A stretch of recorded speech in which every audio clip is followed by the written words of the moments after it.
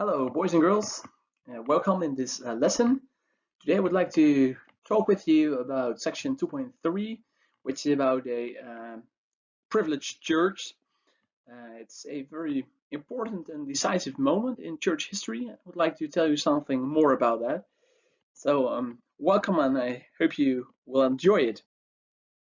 Well, you see two pictures. Well, the first picture is a picture of the emperor. The Emperor Constantine, most time people call him Constantine the Great, had a very important role in church history. He was emperor, well, you see his full name, Flavius Valerius Aurelius Constantinus, so quite a long name. Well, it shows something of his importance, I think. And he was, well, actually, we don't know when he was born. So some people say he was born in 272, some say 73, some say 280. So actually, we don't know it for sure. We know that he passed away in 337, and he was very important. And in this lesson, I would like to explain to you why. Well, first, he was emperor of the western part of the empire from 306 to 324. And here you see the name of the person who was emperor in the east, Licinius. And well, from 324, he was the emperor of the entire empire because he defeated Licinius in a battle because he fought a lot, and well, he also defeated Licinius and became the emperor of the entire empire, as you can see over here. So that was, well, actually the biggest part of Europe. Even also the Netherlands were part of that.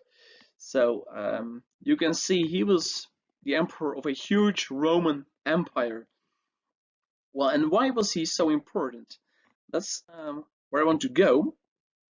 Well, first, you have to know that when in his early years, so he became emperor in 306, there was somebody else who also wanted to be emperor, and you can see his name over here. His name was Maxentius, and he finally defeated this Maxentius in a very famous battle, the Battle of the Milvian Bridge.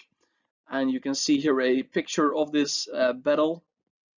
And well, you see here a little part of the bridge, and the soldiers of Maxentius were driven into the Tiber, the river in Rome, and they were drawn. So finally, Constantine was the real emperor of the West.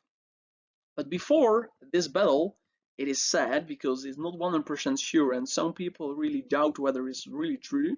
But it's said that before this battle, um, Constantine saw a monogram, and you see that monogram, and the first two letters of the name of Christ were on it. So here you see the G, and here you see the Rho, so the starting letters of Christ.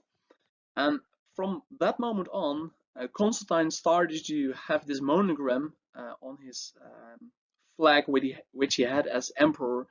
So it became a kind of his symbol, and some say this was the moment that he became a Christian, because Constantine was born as a pagan, but he became a Christian. Well, there is also a lot of discussion whether this was a real conversion, whether he really was a Christian, because some say, well, maybe it was he became a Christian because he wanted to have one religion of the Roman Empire, and because more and more people became Christian, that was also why he became a Christian. Well, we can't know it for 100% sure, but one thing is sure that Constantine was very important to the early church because, and that's on the next slide, during Constantine's reign, the Christians received freedom of religion, and so that was very important. So before the time, Christians were sometimes persecuted, sometimes they weren't. It was depending on the emperor. But from now on, it was in the laws of the Roman Empire that Christians got freedom of religion.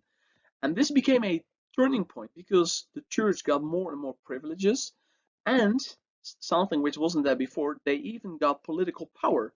So that was something which wasn't there before.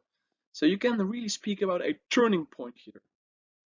However, some people say this is negative, because especially this last part, the political power, that also caused a lot of troubles, because well, if a church has power, there is also the danger of misusing this power, and that was something which also happened in the future of the church.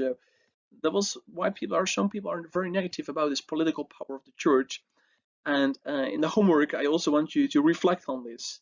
Do you think it's a good thing to have a church with political power, or has the state something else to do than the church? Well, that's something I want you to think about.